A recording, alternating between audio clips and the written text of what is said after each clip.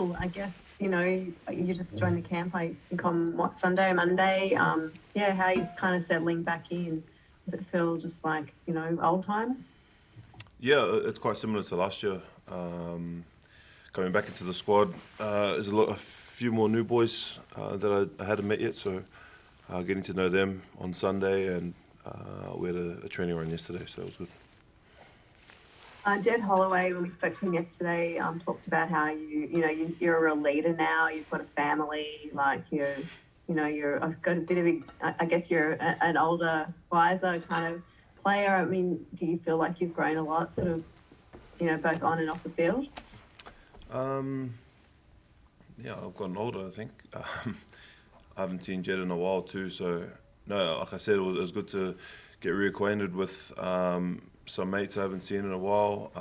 As to being a leader, I think with experience, that's sort of the role that's thrust upon you. But no, for me, it's just about trying to add when I come in here, add value to the team where I can. And has Dave given you any sort of indication about sort of what role he sees for you? Has he talked to you about starting a game? Obviously, you've been playing big minutes with La Rochelle. Is that sort of what he's maybe thinking? Well, when we had a chat, maybe before the squad was named, he spoke about coming off the bench and starting. So they haven't named the team yet, but I'll be keen to put my hand up to be in the 23. Will, I mean, coming from La Rochelle, you've got a very good knowledge of French rugby and how they like to play. From a Wallabies perspective, what's kind of the key things you've got to be wary of ahead of the game on Saturday? Very talented team, the French. Dupont, best player in the world. Guys like Greg Audrett, Marchand, great over the ball.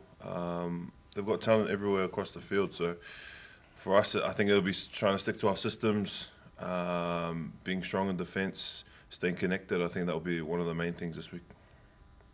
I guess coming into the squad, after that win against Scotland, do you sense that kind of lift morale as compared to maybe last year's tour when it was, two tight defeats and a game like that went the other way at Murrayfield?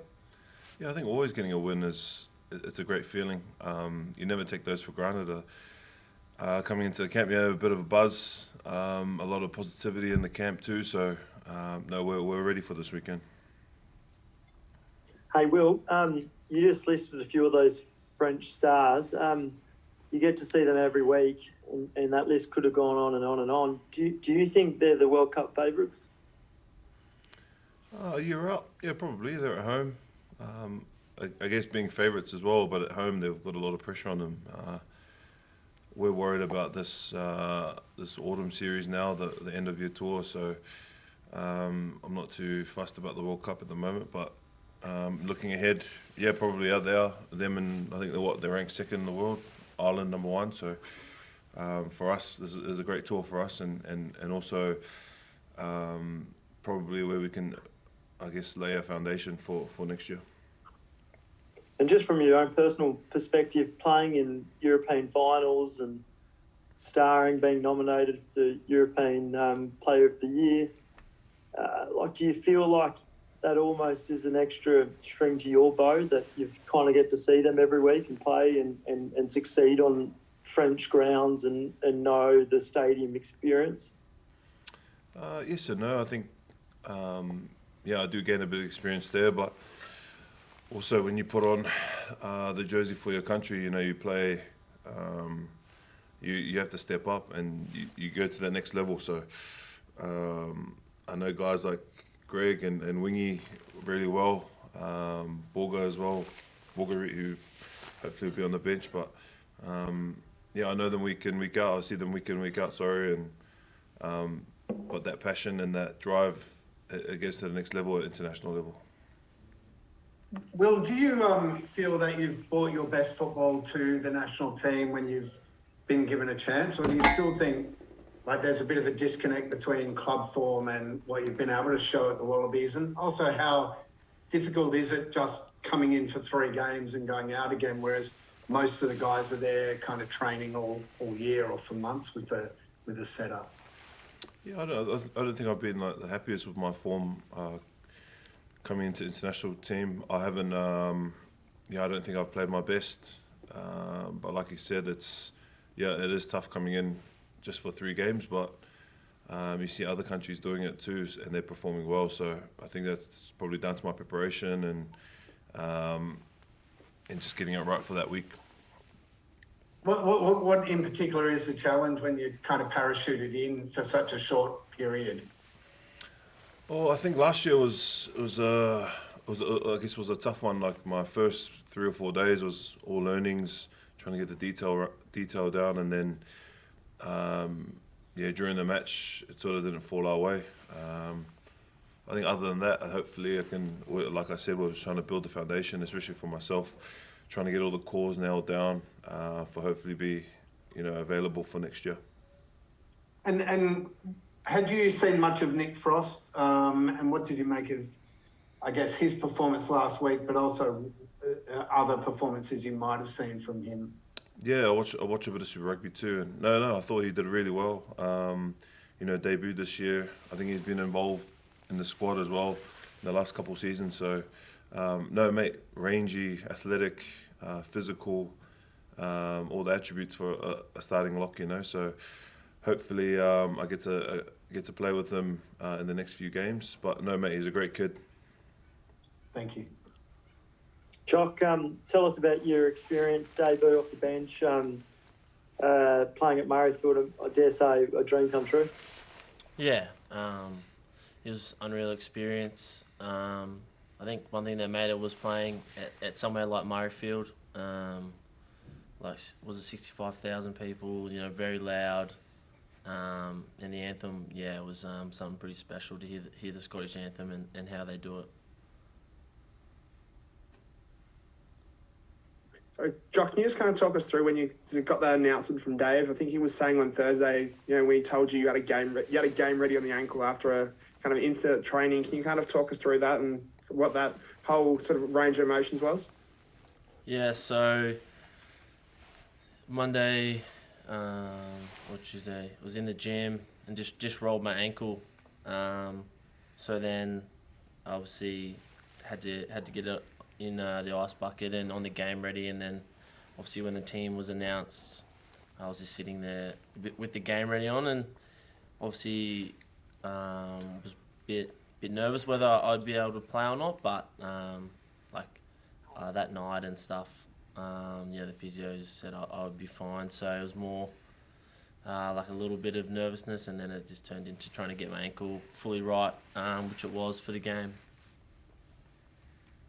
Just the match itself, Jock. It probably didn't play out in terms of you getting as many touches of the ball that you would have wanted. But is it difficult coming off the bench? Something that you wouldn't have experienced too much. But secondly, I dare say you're wanting to get more minutes and an opportunity to start to show your worth as well.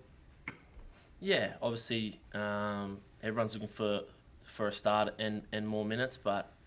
It was a bit different coming on. We were down by a couple of points, so definitely was a pressure situation. But I thought the boys handled it really well, and to sneak a win, was awesome. So I was pretty stoked.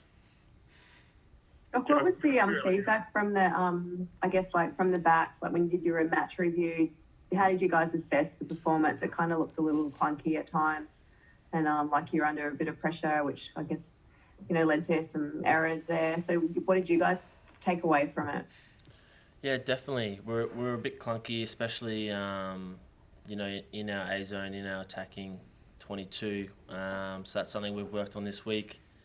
We've got to be a lot more connected with our forwards, so then they can get their one-on-one carries. And then that's pretty much the main focus. I think there's a few little skill execution, but that'll happen in every game. He's got to try and minimise those, and just mostly the A zone. And Jock, being from Inverell, there's a big following there, and everyone was supporting you on the weekend. How does it feel to know that your hometown's really backing you? Yeah, it's obviously cool.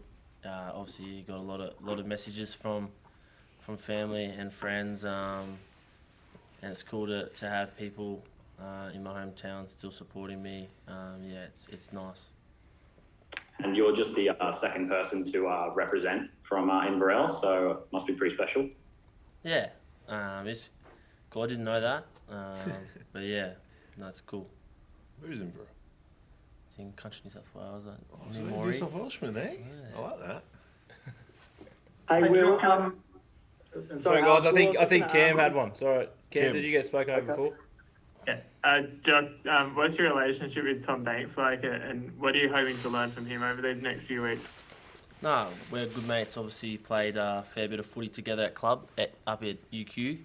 So to see him go from there, be so successful, was good little show for me. But yeah, we're good mates, and I'm just trying to learn as much of him and every other back in the side, really, back three in the side. So yeah. Jock, were you right near? Sorry, Christy. I'll go. You can go after. Jock, were you right near Nick White when he took that drop out at the end, and had he kind of discussed it? And obviously, it was a big ballsy move. What did you make of that when you saw it? What was your kind of feeling about that kick? Yeah, so obviously I caught the kick, so I gave the ball to him, and he sort of had a little discussion on what he was going to do, and I thought it was the right option. Obviously, if executed well, which he did, but no, I think it was actually a pretty big play, because if that ball gets restarted, who knows what could have happened. Obviously back ourselves, but no, it was a pretty spectacular kick, if I'm honest.